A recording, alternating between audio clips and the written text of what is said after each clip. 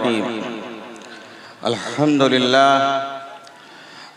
لله نحمده ونستعينه ونستغفره ونؤمن به ونتوكل عليه ونعوذ بالله من شرور أنفسنا ومن سيئات أعمالنا من يهده الله فلا مضل له ومن يضلله فلا هادي له ونشهد أن لا إله إلا الله وحده لا شريك له ونشهد أن سيدنا وشفيعنا وسندنا وحبيبنا ومولانا محمدا عبده ورسوله أرسله الله تبارك وتعالى بالحق بشيرا ونذيرا وداعيا إلى الله بإذنه وسراجا منيرا أما بعد فأعوذ بالله من الشيطان الرجيم بسم الله الرحمن الرحيم وإنه لتنزيل رب العالمين نزل به الروح الأمين على قلبك لتكون من المنذرين بلسان عربي مبين صدق الله العظيم.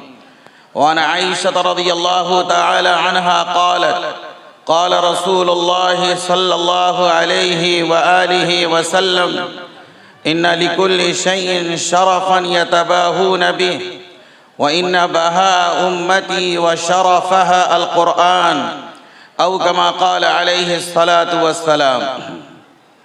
आज के इजलास के सदर आली मकाम हज़रत मौलाना सैयद मोहम्मद अशहद रशीदी साहब दामद बरकातुहुम स्टेज पर तशरीफ़ फरमा, उलमाए किराम, हुफ़ाज़ इज़ाम, चढ़ई भोल और क़ुर्ब व जवार के इंतहाई गयूर नौजवानों, दोस्तों, बुज़ुर्गों, आज के इस क़ुरानी और इरफ़ानी और नूरानी और ईमानी इजलास में मेरी हाज़िरी, मेरी सादतमंदी है।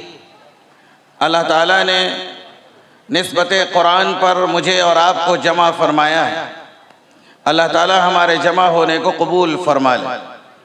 मेरे बुज़ुर्गों, अल्लाह ताला ने अपने फ़ज़ल से और अपने करम से और अपनी तौफ़ीक़ से जो दौलत मुझे और आपको और पूरी इंसानियत को अता फ़रमाई है, अगर सही माना में उस दौलत की कदरदानी की जाए और उस दौलत को सीने से लगाया जाए और उसे शरफ़ बख्शा जाए और उसे इज़्ज़त दी जाए और एहतराम और इकराम की नज़रों से देखा जाए, उसकी कदरदानी भी हो और उसका अप्रिशिएट भी सही माना में अगर किया जाए, जैसा कि जनाब मुहम्मदुर रसूलुल्लाह सल्लल्लाहु अलैहि वआलिहि वसल्लम ने इस मुबारक हदीस में इरशाद फरमाई है, जिसकी तिलावत मैंने आपके सामने की, कि हर चीज़ की एक इज़्ज़त होती है, हर चीज़ का एक शरफ़ होता है, हर चीज़ का एक मकाम होता है जिसके ज़रिए वह जाना जाता है, पहचाना जाता है, उसकी आइडेंटिटी सामने आती है और जिसके ज़रिए से वह फ़ख्र करता है। और मेरी उम्मत का शरफ़ और मेरी उम्मत की जो चीज़ है शरफ़ की, करामत की, शराफत की, एहतराम की, इकराम की, वह अल्लाह की किताब कुरान। अल्लाह ताला ने अज़ीम दौलत हमें अता फ़रमाई है और ये दौलत ऐसी दौलत है कि आसमान ख़त्म होने के लिए अल्लाह ने उसे बनाया है, ज़मीन मिटने के लिए बिछाई गई है और सितारे और सैयारे, आफ्ताब व महताब, जिन्नात व इंसान, नबातात व जमादात, इन सब को फ़ना है और इन सब को ख़ात्मा है। अगर इस दुनिया में कोई चीज़ रहने के लिए, बाकी रहने के लिए आई है, वो तो अल्लाह की ज़ात है और अल्लाह की ज़ात से निकली हुई किताब और अल्लाह की ज़ात से निकला हुआ कलाम कुरान मजीद है। कुरान मजीद मिटने के लिए नहीं, कुरान मजीद मिटाने के लिए आया है। कुरान मजीद जहाँ पढ़ाया जाता है उसको मदरसा कहा जाता है। ये मदरसा मिटने के लिए नहीं आया, मिटाने के लिए आया है। मदरसा दरो दीवार और बिल्डिंग का नाम नहीं है। मदरसा वो निस्बत, वो रिलेशन है, वो कनेक्शन है जो जुड़ता है जाकर गारे हिरा से, जो जुड़ता है जाकर दारे अरकम से, जो जाकर जुड़ता है सुफ़े नबवी से। और वो सिलसिला 1447 साल से ये सिलसिला जारी है और इंशाअल्लाह ता क़यामत तक जारी रहेगा। हर दौर में कुरान एक चैलेंजिंग बुक है, एक चैलेंजिंग किताब है। कुरान जब नाजिल हो रहा था और उस वक्त भी लोगों ने इस पर इल्ज़ाम लगाया था और लोगों ने उसको मिटाने की कोशिश की थी, तो अल्लाह ताला ने साफ लफ्जों में कल भी कहा था, वो ऐलान आज भी है और क़यामत की सुबह तक कुरान का ये ऐलान है कि फ़इन लम तफ़अलू वलन तफ़अलू, वो ऐसा कुरान पेश कर न सके और ता क़यामत पेश कर न सकेंगे। ये कुरान एक जिंदा किताब है, ये कुरान हिदायत नामा है, ये कुरान नसीहत नामा है, ये कुरान सरापा रहमत है, ये कुरान अहले ईमान के लिए बशारत है, ये कुरान एक जिंदा मौजज़ा है, ये कुरान एक मिरेकल है। हुजूर अलैहिस्सलातु वस्सलाम के साथ बेशुमार मौजज़ात अल्लाह ने अता फरमाए। सारे मौजज़े हुजूर के साथ रुखसत हो गए, लेकिन हुजूर इस दुनिया से चले गए। कुरान का मौजज़ा, कुरान का मिरेकल ये बाकी है और ता क़यामत इंशाअल्लाह बाकी रहे। उसकी वजह यह है कि अल्लाह ताला ने इससे पहले भी आसमानी किताबें इस दुनिया के अंदर उतारी हैं, तौरेत, इंजील, ज़बूर और दूसरे सहीफे, लेकिन वह सारी किताबें आज दुनिया के अंदर अपनी असली शक्ल में मौजूद नहीं है। सिर्फ कुरान मजीद जिंदा है, कुरान मजीद बाकी है, जो वर्ड ऑफ गॉड अल्लाह की तरफ से नाजिल किया गया था, रिवील्ड हुआ था, उतारा गया था, आज न तौरेत के अंदर मौजूद है, न इंजील के अंदर मौजूद है, न ज़बूर के अंदर मौजूद है। अगर वर्ड ऑफ गॉड जो जिब्रील अलैहिस्सलातु वस्सलाम सातवीं आसमान की बुलंदी से गारे हिरा पर लेकर आए, मक्का और मदीना में लेकर आए, उसके कुर्ब जवार में लेकर आए, जो वर्ड ऑफ गॉड जिब्रील मोहम्मद सल्लल्लाहु अलैहि वसल्लम के पास लेकर आए, वो वर्ड ऑफ गॉड आज दुनिया के पास, दुनिया में अगर किसी के पास है, ऐ मुसलमानों वो हमारे पास है। आज दुनिया को कहो कि अपनी आसमानी किताबें पेश करो, तौरेत के मानने वाले से कहो, ज़बूर के मानने वाले से कहो, इंजील के पढ़ने वाले से कहो कि जो वर्ड ऑफ गॉड अल्लाह ने उतारा था आज दुनिया के सामने तुम पेश करो। तौरेत के मानने वाले, इंजील के मानने वाले, ज़बूर के मानने वाले, दूसरे सहीफों पर ईमान रखने वाले वो पीछे हट जाएंगे। अगर असली किताब, सही किताब, वर्ड ऑफ गॉड के साथ अगर कोई दौलत दुनिया के सामने कोई पेश कर सकता है तो इस उम्मत का मुसलमान पेश कर सकता है। अल्लाह ने हमारी किस्मत, हमारी तरक्की, हमारी कामयाबी, हमारा डेवलपमेंट इस किताब से वाबस्ता होने में रखा है। सारी किताबें मंसूख हो गई, रिजेक्ट हो गई, हेरा फेरी उसमें कर दिया गया। और ये क्यों? इसलिए कि उन किताबों की हिफाजत की जिम्मेदारी रब्बुल आलमीन ने उन कौमों पर डाली थी। लेकिन जब बारी कुरान की आती है तो अल्लाह डंके के चोट पर कहते हैं कि इन्ना नहनु नज़्ज़लना ज़िक्र व इन्ना लहू लहाफिज़ून, इस जिक्र को हमने उतारा है और इस जिक्र की हिफाजत हम करेंगे। हमारा नाम अल्लाह है।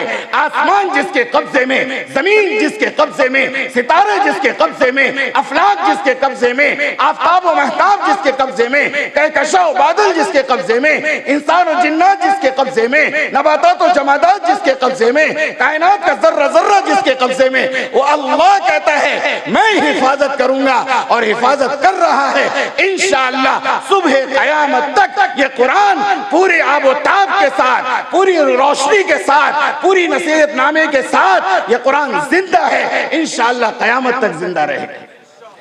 अगर ये कौम ये चाहती है कि हम जिंदा कौम बनकर रहे तो इस जिंदा किताब से हमारी वाबस्तगी, हमारी रिश्तेदारी, हमारा रिलेशनशिप बिल्कुल पक्का होना चाहिए, ईमानदाराना होना चाहिए, मुनसिफाना होना चाहिए।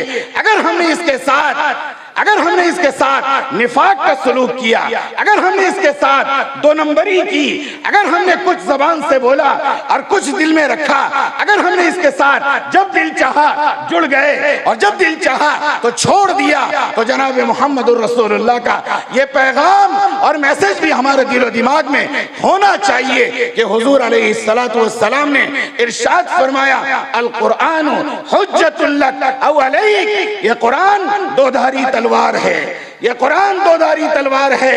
जो कुरान के करीब आएगा, जो कुरान से जुड़ेगा, जिसकी जिंदगी कुरान के मुताबिक होगी, जिसका अमल कुरान के मुताबिक होगा, जो कुरान के साए में अपनी जिंदगी को बसर करेगा, ये कुरान उसे बचाएगा, इज्जत देगा, ऊपर उठाएगा, सरबुलंदी अता करेगा, मर्तबत अता करेगा, मकाम अता करेगा। करेगा, पोजीशन देगा। ये कुरान अगर इसके साथ बगावत की, इसके साथ नाइंसाफी की, इसके साथ दोहरापन किया गया तो ये कुरान बचाना भी जानता है और ये कुरान काटना भी जानता है।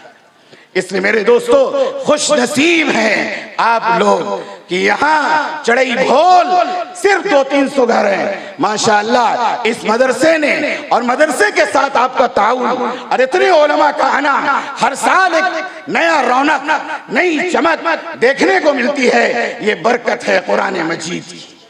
कुरान मजीद एक बात यह सुनी, सहाबा 1 लाख से ज्यादा है, लेकिन सहाबा में जो मकाम अबू बकर सिद्दीक का है किसी और का नहीं। अबू बकर सिद्दीक का भी मकाम क्यों है?